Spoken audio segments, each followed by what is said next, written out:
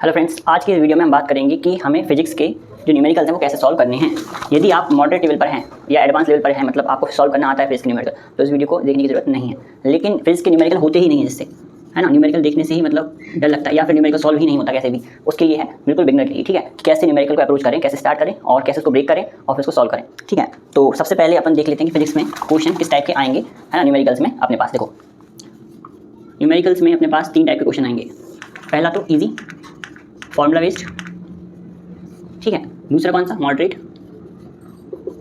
Moderate में क्या होगा, मॉडरेट में फॉर्मूला लगेगा प्लस फॉर्मूला तो लगेगा, कुछ उसमें लैंग्वेज का भी रोल होगा, लैंग्वेज से कुछ एक चीज़ पकड़नी पड़ेगी, उसके बाद फॉर्मूला अप्लाई होगा। एंड तीसरी चीज़ क्या होगा, थोड़े से एडवांस रहते हैं, तो मॉडरेट हो गया और थोड़े से एडवांस रहते हैं। एडवांस में क्या होगा, लैंग्वेज को समझना पड़ेगा, मुश्किल लगेगी लैंग्वेज समझना। जैसे तैसे लैंग्वेज को समझ भी लिया तो उसमें क्या होगा, फिर लैंग्वेज को समझने के बाद उसमें कंसेप्ट लगेगा कुछ, ठीक है, जिसमें आपको एक से ज़्यादा फॉर्मूला लगाने पड़ सकते हैं, ठीक है। लेकिन बेसिक चीज़ तो क्या है, फॉर्मूला और उसके बाद फिर कंसेप्ट, उसके बाद फिर लैंग्वेज, यानी 3 चीज़ें अपन को आनी चाहिए। पहला तो अपने पास कॉन्सेप्ट पता होना चाहिए। मैं आपको बताऊँ न्यूमेरिकल कैसे एकदम सॉल्व करना है। एंड तक अगर आप देखेंगे तो आपको पूरी तरीके से न्यूमेरिकल धीरे धीरे करना एडवांस तक आने लगेंगे। एडवांस तो ऐसा भी है कि नीट में 5-6 क्वेश्चन आएंगे, 6-7 क्वेश्चन आते हैं एडवांस, ठीक है अब। लेकिन बाकी इजी और मॉडरेट क्वेश्चन हो जाएंगे, उनको आप छोड़ भी सकते थे इस बार तो 2025 में तो, ठीक है। देखो कॉन्सेप्ट, दूसरा कॉन्सेप्ट आ गया, इसके बाद दूसरा क्या, लैंग्वेज समझना और उसके बाद अप्लाई करना उसको, ठीक है, कॉन्सेप्ट अप्लाई करना, फिर अपनी कैलकुलेशन करना, इतनी सारी चीज़ें होती हैं। तो सबसे पहली चीज़ क्या है, कॉन्सेप्ट। कॉन्सेप्ट कहाँ से आएगा, कोई आपका फिजिक्स का टीचर होगा, जैसे आप लेक्चर देख रहे होंगे डेली, वहाँ से आप कॉन्सेप्ट सीखेंगे, ठीक है, अच्छे से समझेंगे, अप्लाई करेंगे। जैसे किसी ने बता दिया कि भाई force is equal to F बराबर ma होता है, तो ये कॉन्सेप्ट नहीं है, ये तो बस एक फॉर्मूला है, ठीक है। इसको कैसे अप्लाई करना है, कहाँ कहाँ ये यूज़ होता है, इसकी रेस्ट्रिक्शन क्या है, इनमें मीनिंग्स क्या है इन चीज़ों के, ये सब कुछ जब जान लेंगे तो उसको क्या बोलेंगे अपन, कॉन्सेप्ट है पूरा का पूरा एक टॉपिक, है ना। तो एक कॉन्सेप्ट अपन टीचर से पढ़ते हैं, ठीक, हर एक चीज़ डिटेल में वो पढ़ाते हैं, ठीक है, और उसको फिर छोटे छोटे क्वेश्चन के थ्रू अप्लाई भी करवाते हैं। तो कॉन्सेप्ट समझना टीचर से आप समझ सकते हैं अच्छे से, जिस टीचर को आप फॉलो कर रहे हैं, ठीक है, वो उस पर डिपेंड करता है कि वो आपकी कंसेप्ट कितने ज़्यादा स्ट्रॉन्ग करवाता है, ठीक है। दूसरा क्या है, लैंग्वेज, इस पर आपको काम करना पड़ेगा। लैंग्वेज, आपकी लैंग्वेज, जैसे इंग्लिश में क्वेश्चन है तो इंग्लिश आपकी अच्छी होनी चाहिए, बहुत ज़रूरी है। इंग्लिश अगर किसी की अच्छी नहीं है तो फिजिक्स के न्यूमेरिकल तो उसका आ जाएंगे सॉल्व करना, लेकिन कैलकुलेशन तो आ जाएगी, है ना। लेकिन वो लैंग्वेज को ही नहीं समझ पाएगा कि लैंग्वेज कहना क्या चाह रही है।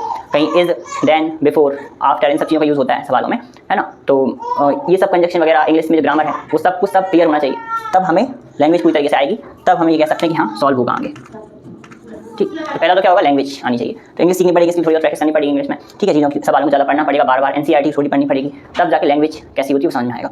फिर तीसरा क्या, अप्लाई करना।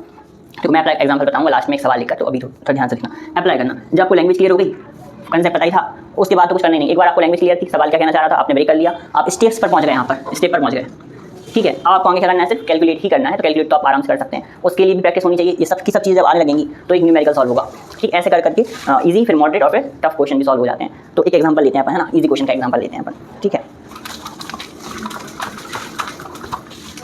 जैसे क्वेश्चन अपने पास 5 Newton force is applied on A 5 kg object, find the acceleration produced, ठीक है। एक छोटा सा क्वेश्चन लिया मैंने, इजी है, बहुत ज़्यादा इजी है। उन्होंने बोला गया कि 5 न्यूटन को फोर्स है। अब देखो लैंग्वेज, ये जो समझ रहा है ना इसको, इसी को बोलते हैं लैंग्वेज, है ना। वैसे तो कोई बोल देता कि F बराबर ma से सॉल्व कर देते, बट इस तरीके से लिखा है तो देख के ही लगता है ये तो क्या ही है। देखो, 5 न्यूटन फोर्स इज अप्लाइड, तो अप्लाइड का मतलब पता होना चाहिए कि भाई अप्लाइड होता क्या है, ठीक है। ये सब पूरा इंग्लिश समझ में आना चाहिए। फिर फाइंड द एक्सेलरेशन, फाइंड का मतलब ये सारी चीज़ एकदम इंग्लिश एकदम स्ट्रॉन्ग होनी चाहिए, ठीक है। पहले तो उन्होंने बोला कि 5 न्यूटन का फोर्स, अपने फोर्स लिख लिया कि फोर्स कितना दिया है हमें, 5 न्यूटन, ठीक है। फिर हमसे बोला 5 kg, तो kg दिख रहा है ना, kg, तो मास कहीं नहीं लिखा है सवाल में, फिर भी kg समझ में आया कि 5 kg क्या होगा, मास, तो मास कितना होगा, 5 kg। फिर बोला गया है कि फाइंड द एक्सेलरेशन, तो बोल ही दिया कि फाइंड द एक्सेलरेशन, तो एक्सेलरेशन कितना होगा, एक्सेलरेशन, तो अपन को फॉर्मूला आप सोचेंगे दिमाग में कि फॉर्मूला क्या था इसमें जो लग रहा है, तो हमको याद होगा तभी तो कर पाएंगे, तो फॉर्मूला याद होना चाहिए। तो F बराबर ma, ठीक। अब F हमारे पता है, m पता है, a निकालना है, तो ये तो बहुत आसान है, ठीक है। तो आंसर इतना आ गया 1। लेकिन यहाँ पे क्या क्या यूज़ हुआ, यहाँ पे लैंग्वेज यूज़ हुई, इंग्लिश यूज़ हुई, इंग्लिश पता होनी चाहिए थी। इसके बाद हमने डाटा को निकाला, ठीक है, डाटा निकालने का फॉर्मूला सोचा कि फॉर्मूला क्या है, और फिर हमने आंसर निकाल लिया। ये है normal plain question, formula based question, इसमें कहीं भी कॉन्सेप्ट यूज़ नहीं हुआ, कॉन्सेप्ट यूज़ नहीं हुआ, फिजिक्स का ऐसा कोई बहुत बड़ा यूज़ नहीं हो गया, बस फॉर्मूला पता था तो हो गया सवाल। ऐसे सवाल भी अब देखो, पिछली बार तो बहुत आते थे 24 तक तो, पर ये करने तो पड़ेंगे, अभी नहीं आ रहे हैं, मान लो 25 में नहीं आए ज़्यादा, पर ये नहीं करोगे तो आगे एडवांस जिसमें ये सवाल यूज़ होंगे फॉर्मूला वगैरह, वो भी नहीं कर पाएंगे, तो पहले इन पर तो जाना पड़ेगा, पहली सीधी तो यही है, ठीक। तो ये है ईजी वाला क्वेश्चन, जिसमें अपन को लैंग्वेज भी यूज़ करी और फिर फॉर्मूला यूज़ करा, बस, है ना। अब मान लो कोई अच्छा क्वेश्चन, अच्छा क्वेश्चन है, जैसे मान लो बोला गया है कि 5 kg gun Fyers a bullet, ठीक है, Fyers a bullet of 5 gram with a velocity of, अब वेलोसिटी कितनी मान लो अपन, ठीक है 50 मीटर मान लो, 50 मीटर पर second. Find the velocity of gun, find the velocity of gun. अब देखो ये सवाल थोड़ा मॉडरेट है क्योंकि इसमें फॉर्मूला डायरेक्ट यूज नहीं हो रहा, इसमें कंसेप्ट के थ्रू फॉर्मूला यूज हो रहा है, कंसेप्ट लगेगा फिर फॉर्मूला लगेगा। तो जैसे देखो 5 kg गन, अपन को बोला 5 kg गन, ठीक है, अपन ने क्या कहा, कोई नॉर्मल इंसान क्या करेगा कि 5 मास दिया है 5 kg, जो अपन ने पहले किया था, फिर वो पढ़ेगा आगे सवाल, फिर से ग्राम आ गया, फिर से वो मास लिख लेगा, भाई मास है 5 ग्राम, ये किसका है गन का और ये किसका है बुलेट का। फिर उसमें लिखा है वेलोसिटी कितनी है 50 मीटर पर सेकंड, किसकी, गन की। अब देखो यहाँ समझना पड़ेगा कि with a bullet of 5 gram with a velocity, तो किसकी वेलोसिटी होगी, ये बुलेट की वेलोसिटी होगी, बुलेट गई है इतनी स्पीड से, तो बुलेट की वेलोसिटी कितनी है 50 मीटर पर सेकंड। अब यहाँ वो अटक जाएगा, अटक गया क्यों, क्योंकि फॉर्मूला तो भाई एम और वी के रिस्पेक्ट में कुछ पता नहीं होगा, बस एक फॉर्मूला पता होगा मोमेंटम का, एम बराबर पी बराबर एम बी, इससे वो कुछ नहीं उखाड़ पाएगा, ठीक है, क्यों, क्योंकि उसने जब फॉर्मूला याद करे होंगे लिस्ट बना के तो उसे पता होगा कि पी बराबर एम बी होता है, तो वो एम और वी को इंटू करके कुछ ना कुछ आंसर निकालने की कोशिश करेगा, ये सब होता है मैंने कहा है, ठीक है, कोशिश करेगा 50 इंटू ये इंटू करके ऑप्शन देखेगा, फिर मैच करने की कोशिश करेगा, लेकिन वो गलत होगा, रॉन्ग।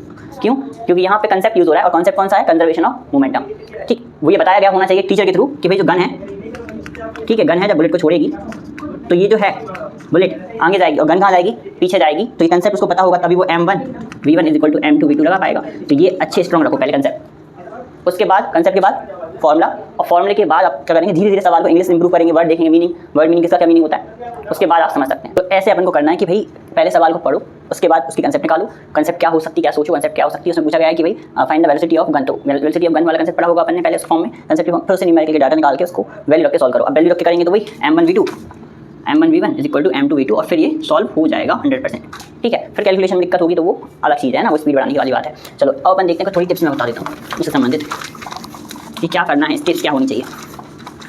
देखो स्टेप्स क्या होनी चाहिए न्यूमेरिकल करने की, पहली चीज़ तो कॉन्फिडेंस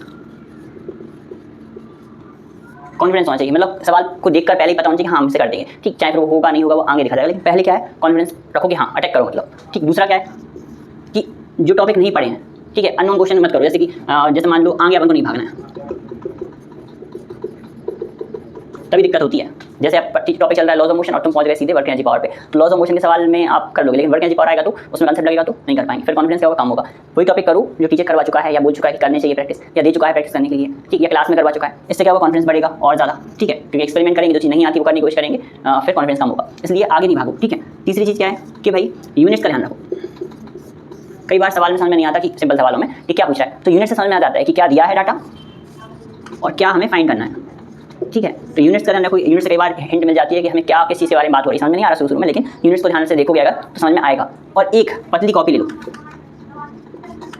एक पतली सी कॉपी ले लो, उसमें 30-40 पेज हो, हर एक पेज में उस चैप्टर का जो चल रहा है उसके फॉर्मूले लिखते जाओ, उनकी मीनिंग लिखते जाओ। जैसे लिख दिया एक फॉर्मूला आया अपने पास कि भैया पी बराबर एम बी, तो लिख लो कि भाई मोमेंटम है, ठीक है, मोमेंटम, ये मास है, ये वेलोसिटी, ऐसे लिखते जाओ और उनको याद करो, रोज रिवाइज करो। फॉर्मूला अपन को एकदम टिप्स पर होना चाहिए, रोज रिवाइज कर रहे हैं अपन फॉर्मूले को, ठीक है। कंसेप्ट सवाल करते समय अप्लाई होगा और फॉर्मूले रोज रिवाइज कर रहे हैं, दोनों चीज़ें एकदम दिमाग में होंगी।